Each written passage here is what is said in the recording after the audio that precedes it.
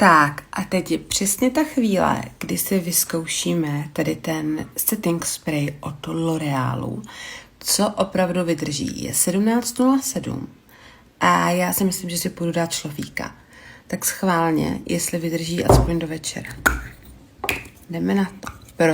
Protřepat, nemíchat.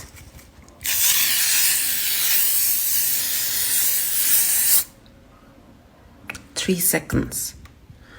Za 3 vteřiny to má zaschnout. No tak v očích to trošku není úplně příjemný. Do očí si to nestříkejte. Ale uvidíme, jak bude pracovat fixátor make-upu. Tak musím říct, že to opravdu zaschlo za 3 vteřiny. To bez všeho. A jak jsem tady dělala ty vofuky, že to pálí v očích, tak vůbec. To byla jenom vteřinka. Takže jenom abych tady tomu produktu nekřivdila. A mám takový tušení, že to bude fungovat. A few moments later. Lidi, to je revoluce. Představte si, že ráno odejdete z bytu a večer se s tím stejným vrátíte domů.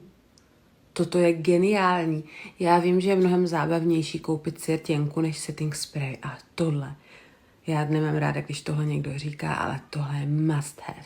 Must have.